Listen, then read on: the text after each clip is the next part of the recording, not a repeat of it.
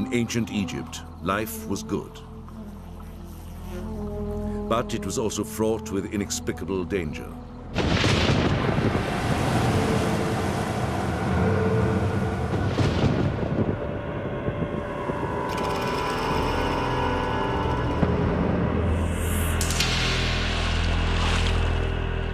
To understand their universe, the Egyptians did a remarkable thing. They turned their hopes and fears into an astonishing array of deities and gave each of them a name. But even in the eerie realm of the supernatural, Egypt's gods and goddesses transcended the extraordinary.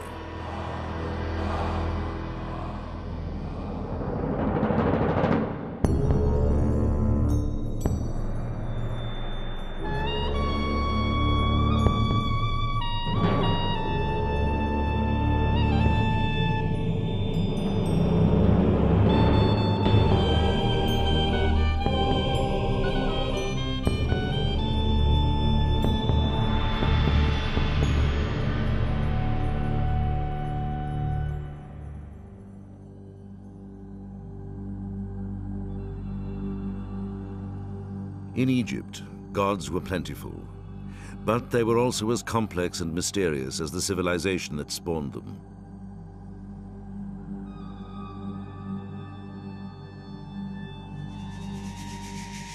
Hathor, a woman with the horns of a cow, was the goddess of fertility, but when angered, she could also destroy humanity. Sekhmet, the lioness, symbolized the nurturing warmth of the sun, but she could also inflict its scorching heat. Selkit, the scorpion, could literally give or take your breath away. Her sting had the power over both life and death.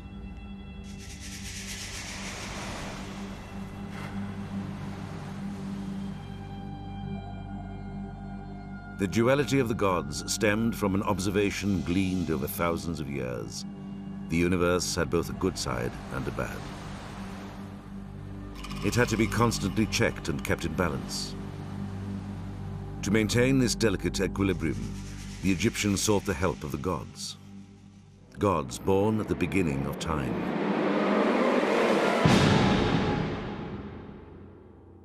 According to Egyptian mythology, there was once no heaven or earth, no day or night, no life or death, only primeval darkness and water.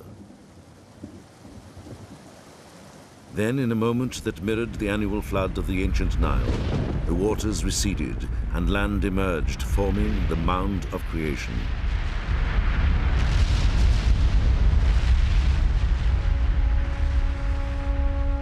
From there, the creator, Ra, the sun god, rose for the first time, casting his radiant light on the world.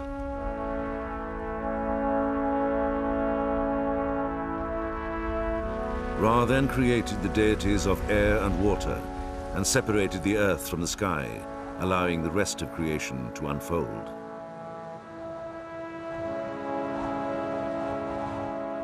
While a myth to explain creation is not unique, the Egyptian version was.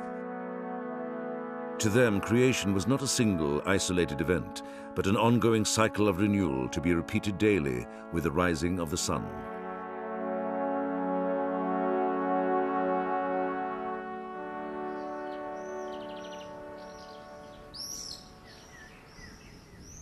The myth of creation was embodied in every temple throughout ancient Egypt. Unlike a modern house of worship, Egyptian temples functioned more like machines engineered to keep the cycle of the universe in motion and chaos at bay. Literally called the mansion of the god, each was carefully designed to mirror the cosmos at the moment of creation.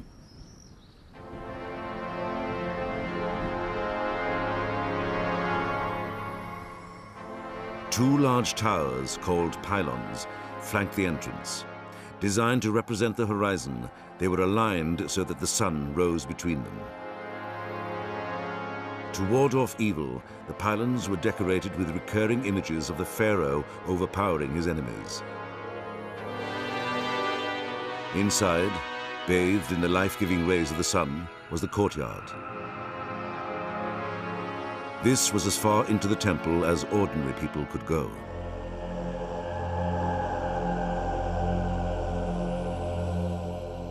From there, a ramp led to a semi-lit hall filled with columns shaped like papyrus and lotus plants, representing the marshes which rimmed the edge of the rising mound of creation. Their buds and flowers evoke the fertility of creation about to unfold. Beyond lay the inner sanctum, where the statue of the god was the focus of a sacred ritual.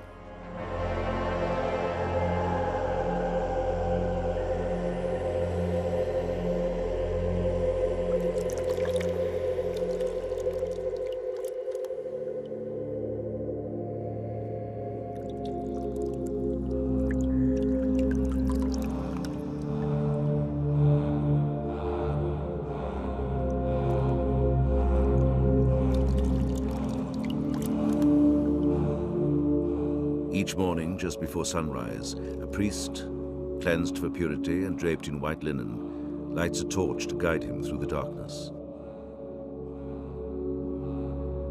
In the inner sanctuary, he cleanses the air with incense to awaken the god who resides in a shrine prepared for his earthly visits.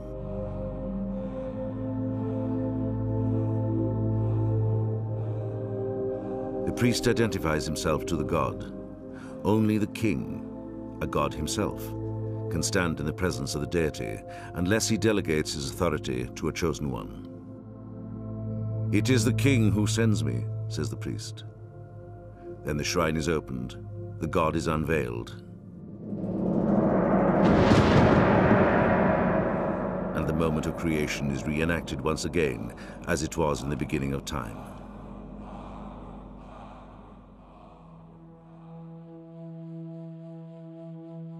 The appearance of the sun evoked the true meaning and mystery of the universe for the ancient Egyptians, the promise of the continuation of life and the triumph over death. It also marked both the beginning and the end of an epic voyage. Every day, the sun god Ra travels through the sky from east to west in a solar boat on the waters of the celestial Nile. At night, he plunges back into the primeval waters of the abyss and descends into the netherworld, the domain of the dead.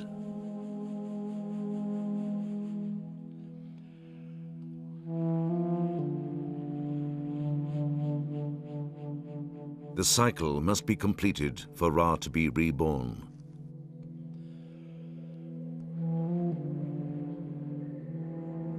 But the netherworld is a perilous place. Waiting to consume the god was a host of horrible demons. The worst was a creature named Apep.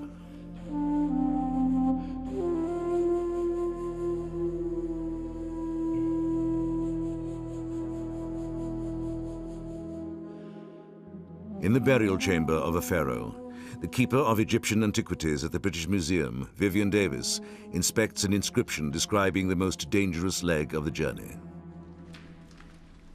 This very important scene shows the sun god Ra with his divine attendants on his sacred bark on his journey through the underworld.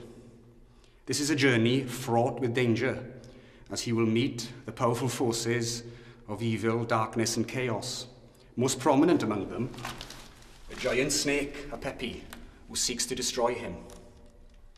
These hieroglyphic spells, however, will ensure that Ra emerges unscathed. This hieroglyph here, depicting Apepi, shows him to have been killed with a knife through his throat. And so, Ra, at the dawning of the day, will arise again, and the dead king will be resurrected with him. The resurrection of the king, like the renewal of the cosmos, was a concept crucial to the continuation of the world as the Egyptians knew it. The ongoing struggle of life over death and order over chaos would come to dominate the everyday lives of the ancient Egyptians. For help, they looked to their gods as the first line of defense. But in the temples, access to the gods wasn't easy. If the people couldn't go in, the gods would have to come out.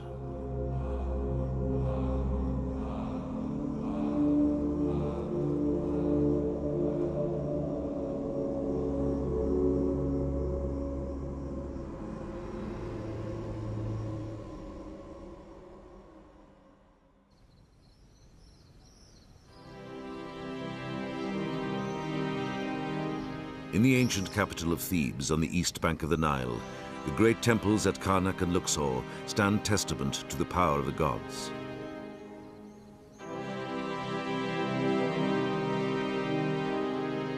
Throughout history, every town and village in Egypt had a local deity. In Thebes, it was the god Amun-Ra. If the town produced a line of pharaohs, the prominence of the god rose. And so it was in Thebes.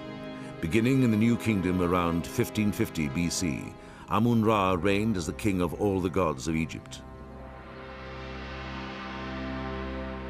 His cult statue resided in the main temple of the state, the magnificent shrine at Karnak, the largest in the world.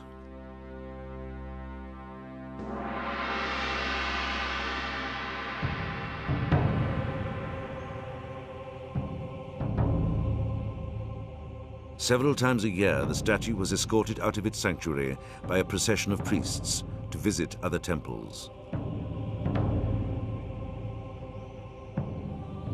One was a small temple on the west bank of the Nile at Medinet Habu.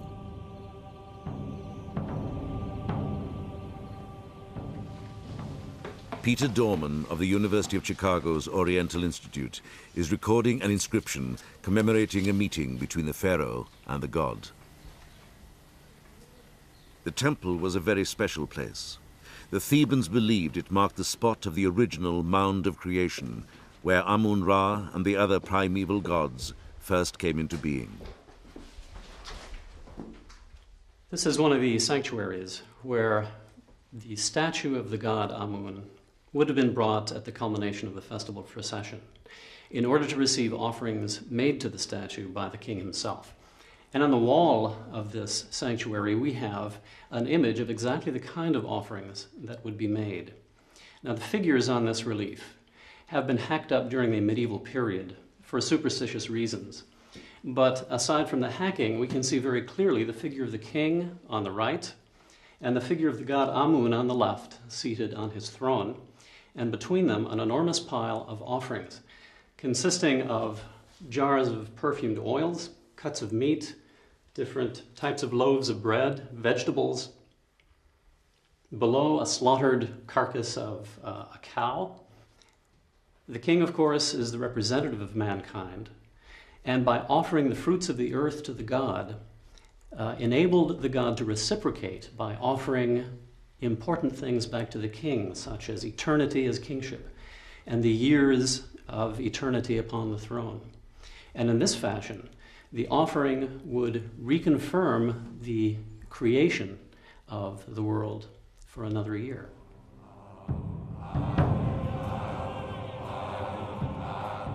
The procession of the god was the culmination of a festival, for the Egyptians, a time to celebrate.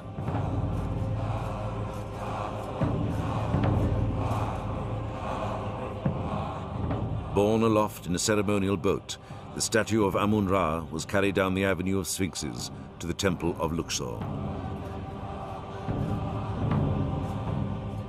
Too holy an image to be viewed, the statue of Amun-Ra was concealed by a shroud. Along the way, specially built chapels filled with offerings provided rest stops for the god and the priests, while vendors lined the route supplying food to the masses.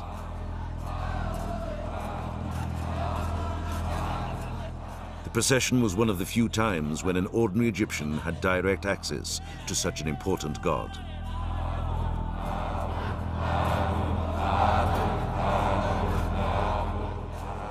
Communication came in the guise of an oracle.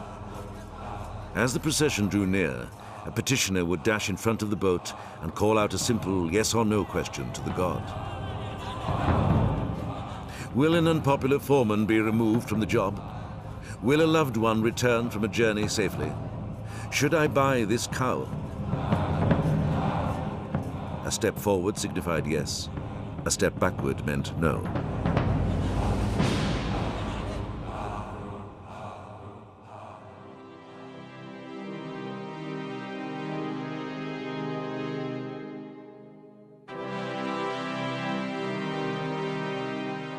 Oracles were the last word in divine intervention. kings consulted them on the most important matters of state: war, a foreign expedition, or even the succession.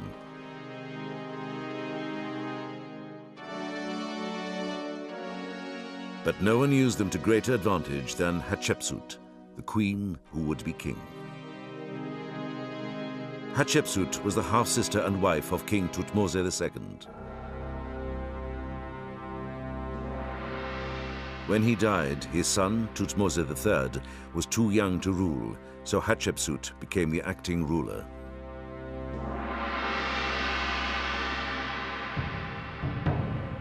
But the ambitious queen had other plans. She donned the trappings of kingship and had herself crowned pharaoh. Stone blocks from the dismantled Red Chapel at Karnak, one of the rest stops of Amun-Ra during processions, document the event. These blocks show the important gods of Egypt crowning Hatshepsut as king. Interestingly enough, the hieroglyphs that accompany the scenes sometimes refer to her as a woman and sometimes as a man. But the figures always show her as a man. Take this scene here. She's being crowned by the god Amun-Ra with the goddess Hathor in attendance. She is wearing the usual royal attire, in this case the Atef crown, the royal beard and the Shendid kilt. But you can see that her body is that of a male. This was very important for her, because the king of Egypt, the ruler of Egypt, always had to be a man. To sanction this extraordinary move, Hatshepsut seized the moment. During a public outing, the god Amun-Ra stopped before her and pronounced via an oracle that she was the rightful king.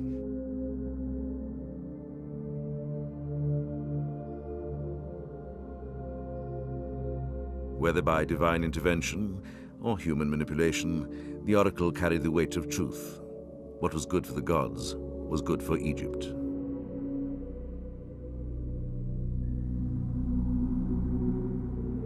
But in everyday life, faith in the gods and their power would come closer to home.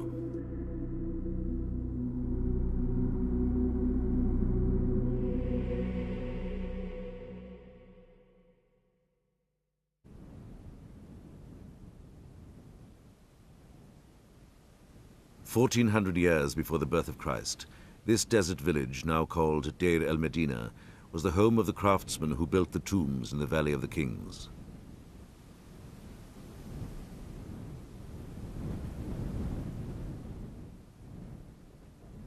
Today, the dry environment has preserved a unique glimpse into their everyday lives. Lives touched by deities and demons from the cradle to the grave and beyond.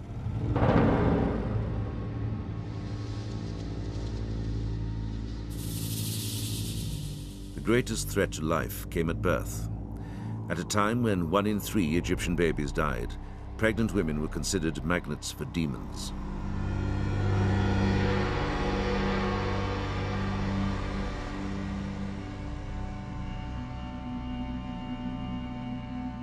Giving birth was a joyful event, but like the creation of the world itself, it was surrounded by danger.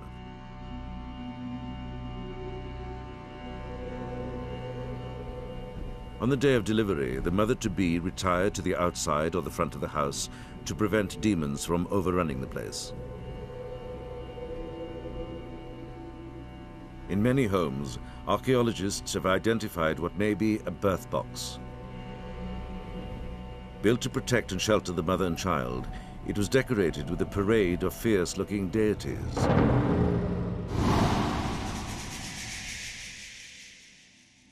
The goddess Tawaret had the body of a pregnant hippopotamus, the tail of a crocodile, and often wielded a knife. Hippos were known to be fierce protectors of their young.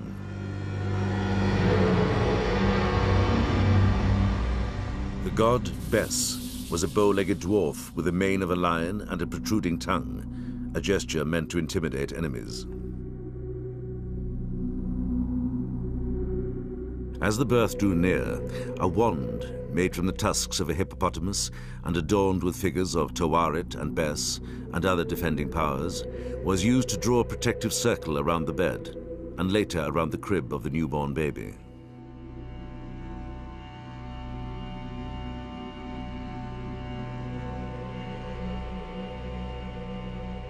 Assisted by two midwives representing the Great Mother Isis and her sister Nephthys, the mother squatted on special birth bricks or stools while spells were recited invoking the gods for a safe and speedy delivery.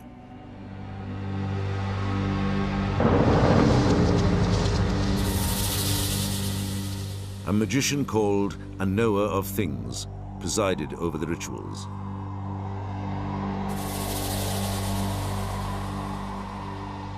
By donning a mask, he or she became the conduit for the deity Beset, the female form of Bes, often depicted holding a bronze snake in each hand.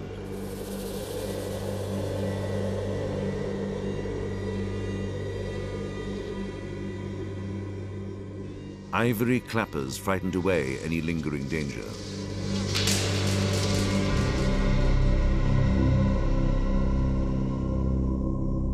The Egyptians maintained a belief that the perils of this life could be overcome by invoking gods who had overcome their own hardships, especially Isis and Osiris. The epic saga of their ordeals would form the basis of many Egyptian beliefs and practices. According to the myth of creation, Osiris, the great-grandson of the creator Ra, inherited the right to be king, but his brother Seth was jealous. To gain the throne for himself, he lured Osiris into a coffin, slammed it shut, and threw it into the river.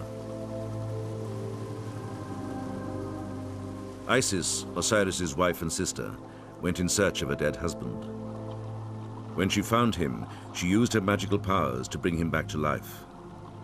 But Seth was undaunted. Resorting to butchery, he chopped his brother up and again hurled him into the river. Isis recovered enough pieces to conceive a son. Osiris then descended into the underworld to become king of the dead, while Isis hid in the marshes to protect her newborn child, Horus, the rightful heir.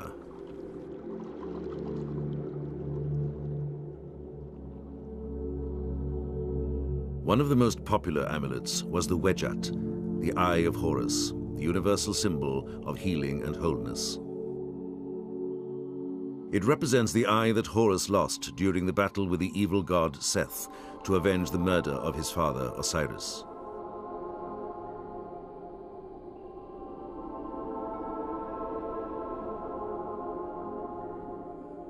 Amulets were common to ward off evil and promote good luck. The Ankh, the hieroglyph meaning life, was a powerful symbol of protection.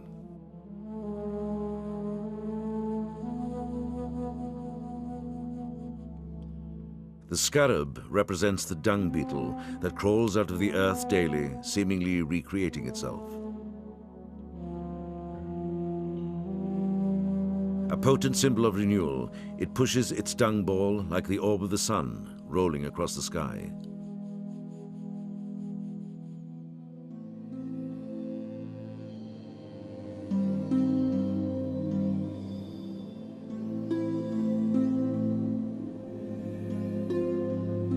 Amulets could also be spells written on a piece of papyrus worn around the neck.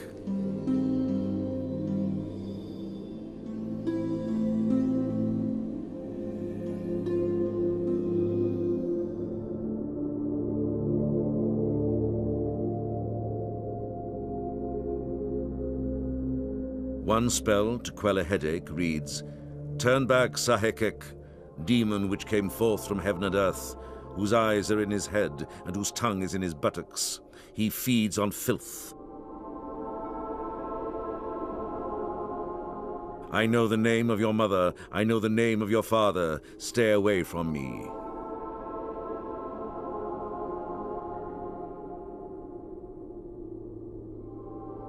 But the cause of an illness or adversity was not always clear. Perhaps the gods had been offended.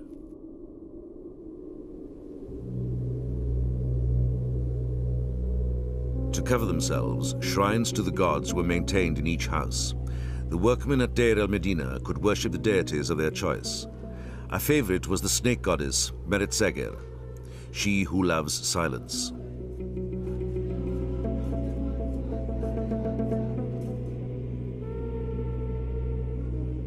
To make sure their pleas were heard, ears were carved on offering tablets made of stone.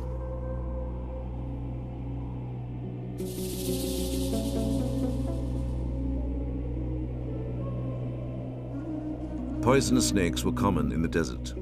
On the theory that what could harm you could also be used to help you, the Egyptians deified the spirits of dangerous animals and invoked their help and protection.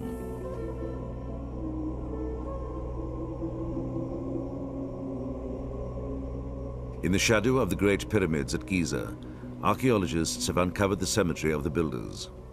While their tombs may be humbler than the pharaohs, securing an afterlife was no less important.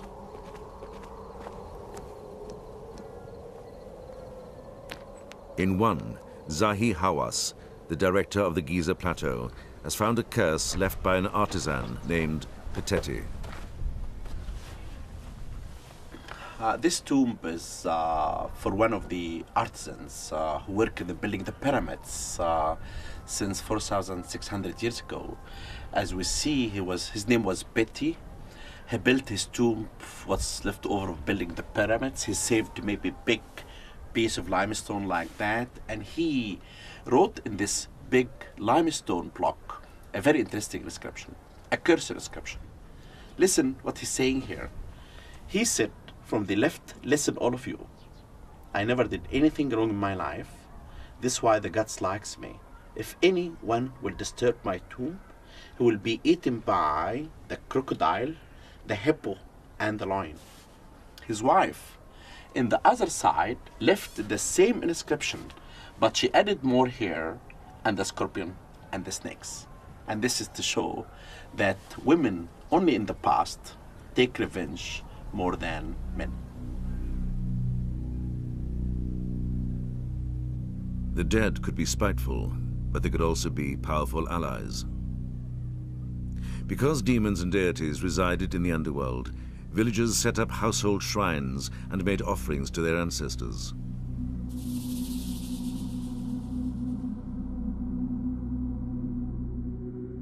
Now equipped with their own divine powers, the dead had direct access to the gods and could intervene on behalf of the family. To communicate with them, the Egyptians wrote letters to the dead that covered everything from legal problems to domestic strife to simple greetings. How are you? Is the West taking care of you as you desire? One read.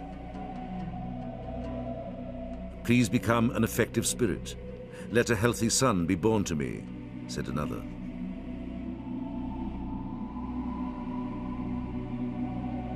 But not all ancestors were willing to intercede. Those who may have been slighted in death or bore a grudge in life could come back to haunt the family.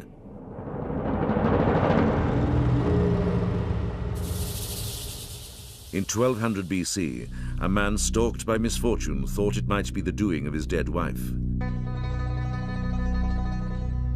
To reproach her, he wrote a letter reminding her that he'd been a caring and faithful husband, and it really wasn't his fault that he was away on business when she died.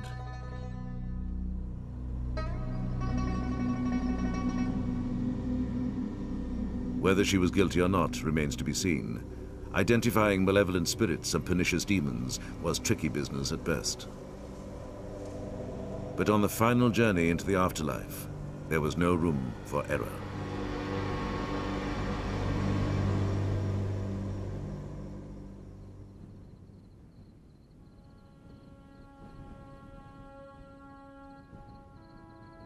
When the Great Pyramid was built around 2580 BC, it was a vehicle for the pharaoh to achieve immortality.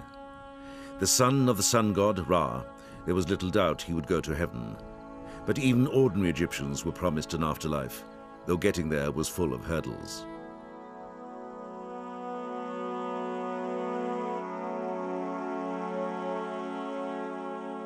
The secret of immortality lay in the myth of resurrection. In it, the sun god Ra descends into the underworld to join Osiris, the god of the dead, then reappears at sunrise, reborn.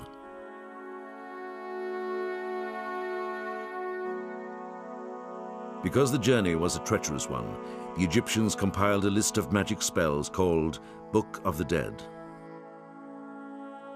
A virtual guidebook to the afterlife, it was written on papyrus or linen and placed with the body to help the deceased recognize the inhabitants and landscape of the underworld so as to pass through it unharmed. In it there are spells to help the deceased remember his name. A soul without a name vanishes from existence.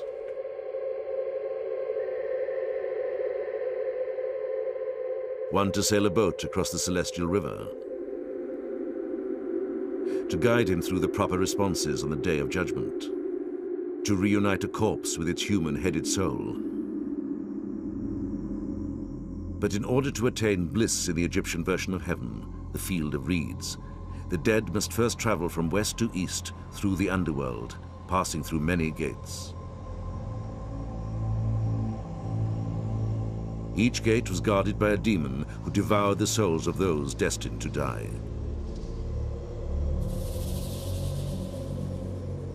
The key to disarming them was to know their secret names. The eavesdropper, the barker, the bloodsucker, and the raging one with hippopotamus face. But the deceased were not the only visitors to the realm of the dead. At night, sleepers and dreamers also descended into the underworld to commune with the gods. A dream was believed to be a revelation of truth, and its symbolism, though not always clear, was an omen of good or bad. To find out which, the Egyptians consulted specialists who were gifted at interpreting dreams. One celebrated scribe at Deir el-Medina, named Kenher-Kopshef, owned his own Book of Dreams. The only one ever discovered, it contains reams of ready-made interpretations.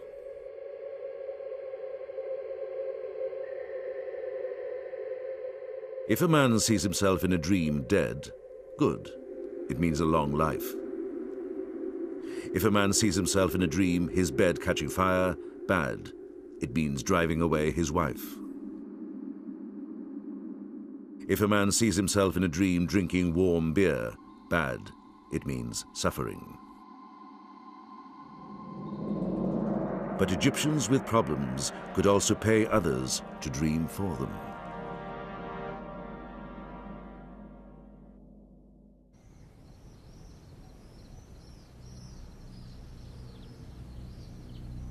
By 300 BC, dreams were an industry in ancient Egypt, and interpreting them, big business. Not far from the pyramids at Saqqara, outside modern Cairo, a priest named Hor left a remarkable record of his career. In great demand for the accuracy of his interpretations, he documented his success on potsherds, a collection of 65 texts dating back to 147 BC. In one, he records his own series of dreams about the foreman of a labor gang and a ghost at the temples where he worked.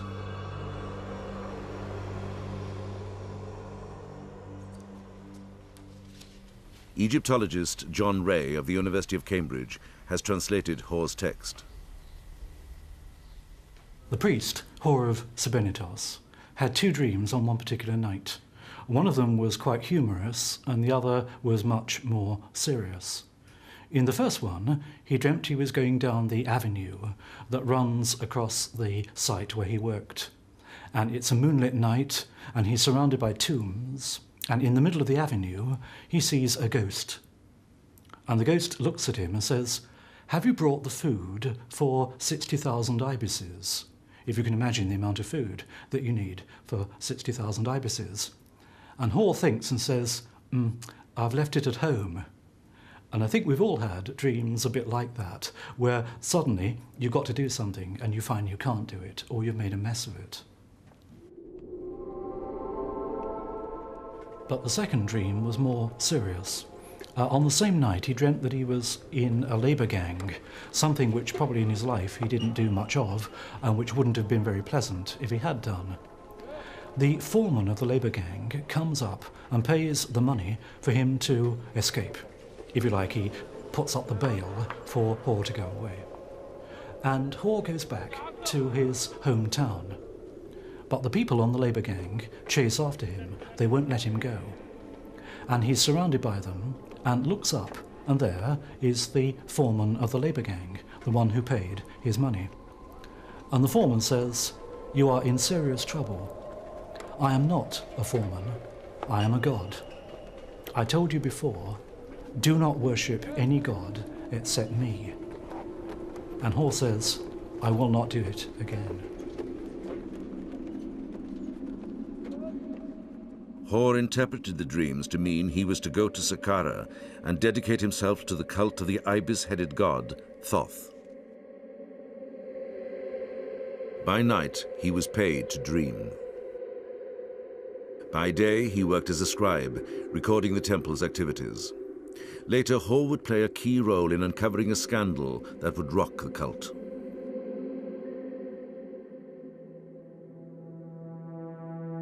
Each year, thousands of pilgrims burdened by problems or difficult decisions came to Saqqara to elicit help by purchasing mummified animals to serve as messengers to the gods. The animals represented deities held sacred by the Egyptians.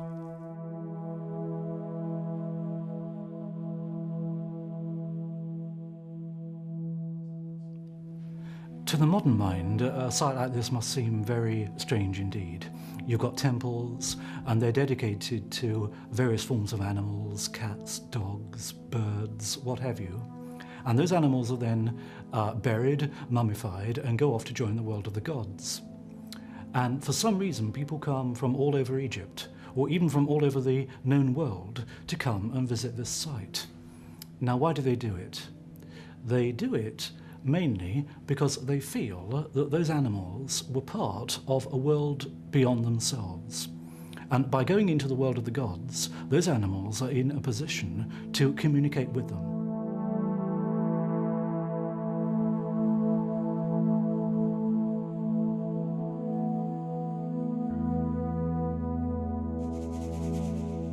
Thoth was the god of knowledge and writing. Horus, the hawk god of the sky, was the avenger of his father, Osiris. While most of the great temples of Egypt remained off-limits, animal cults were readily accessible to the masses.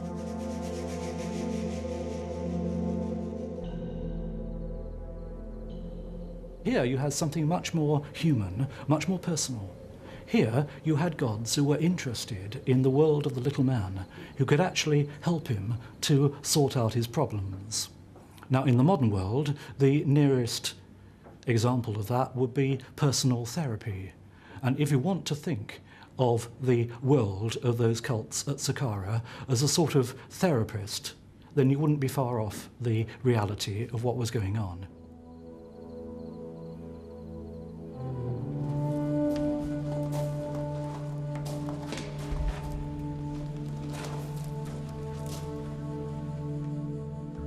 Below the cult temples, a series of catacombs are jammed with jars containing the mummies of the animals sacrificed to the gods.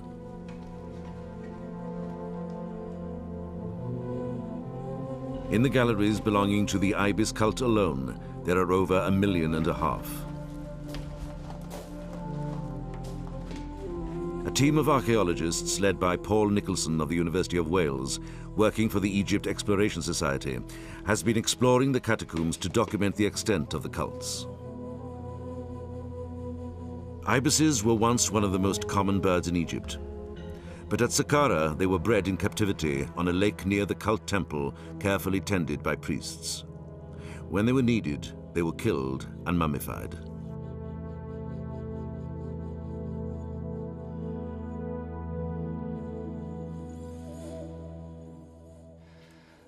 What happened to the dead birds would be that they would be taken from the lake and wrapped in linen bandages, traces of which can still be seen here.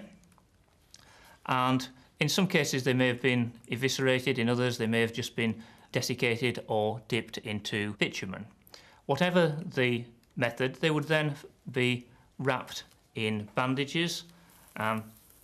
Inside here will be a bird, something like this, and quite elaborate bandaging could be applied to some of the examples. Occasionally we get little votive appliques showing one of the deities associated with the animal necropolis.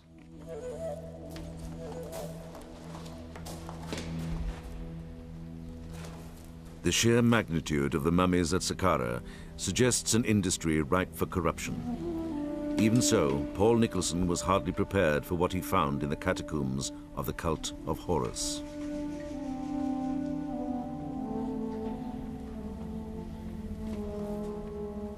We know that roughly the same process went on for the mummification of the hawks.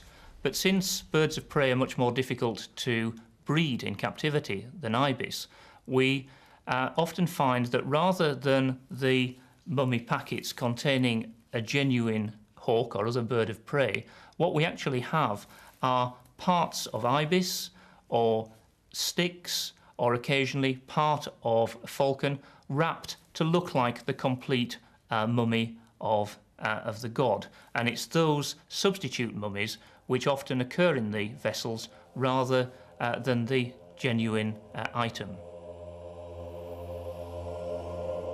In 172 BC, the scandal broke.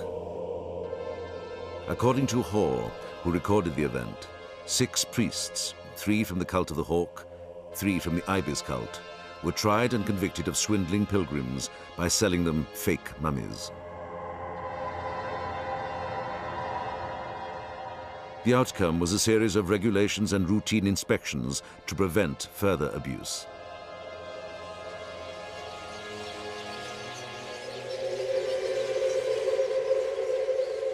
While millions of creatures continued to be sacrificed at Saqqara, elsewhere the death of one special animal was a call for national mourning. At a temple in Memphis, a bull called the Apis was believed to be the incarnation of Ptah, the creator god of Memphis, one of Egypt's most important deities.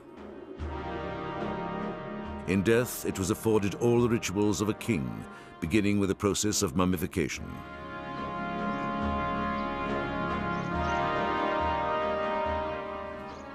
Adjacent to the sanctuary, Michael Jones of the American Research Center in Egypt has identified the site where the embalmed body of the Apis bull was purified.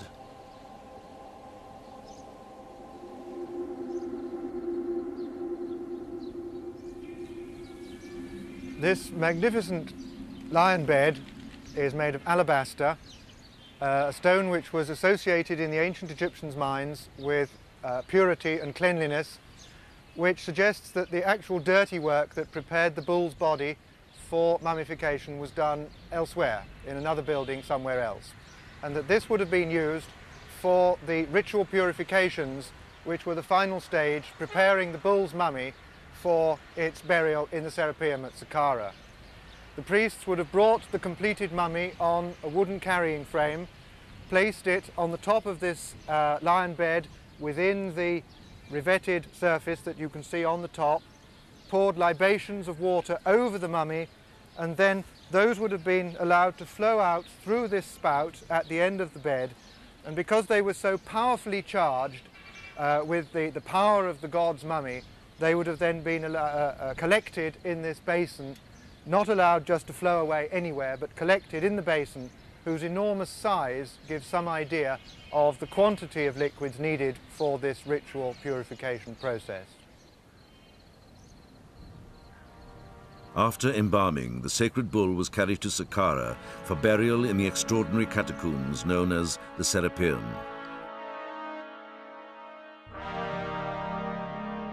Here, a gallery several hundred feet long opens onto 28 massive chambers, each dwarfed by a giant sarcophagus carved out of a single block of granite weighing up to 80 tons.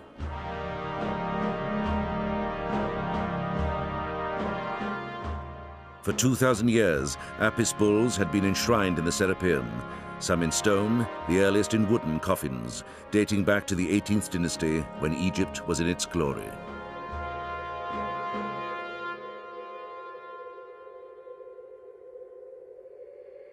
But ironically, animal cults would reach their zenith after Egypt was conquered, first by the Assyrians, then the Persians, and finally the Greeks.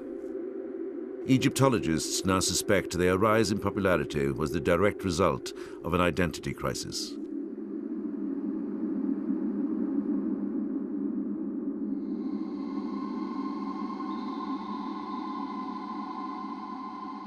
For the first time in its long history, Egypt was no longer the center of the universe. Under the sway of a new imperial power, the very essence of the world's most enduring civilization was slipping away. In the midst of the turmoil, the Egyptians fell back on the only thing that was truly their own, their mysterious religion.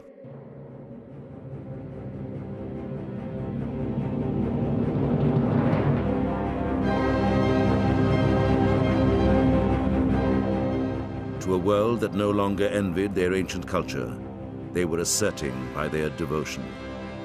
These are our deities and demons, our gods. They are who we are. They are what set us apart. For 3,000 years, they are what made us Egyptians.